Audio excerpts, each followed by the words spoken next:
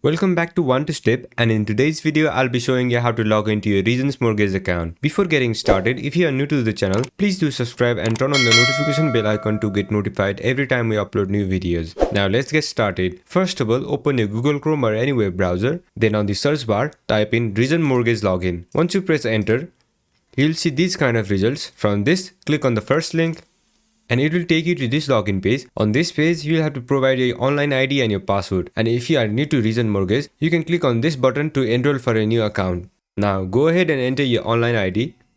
After that, enter your password.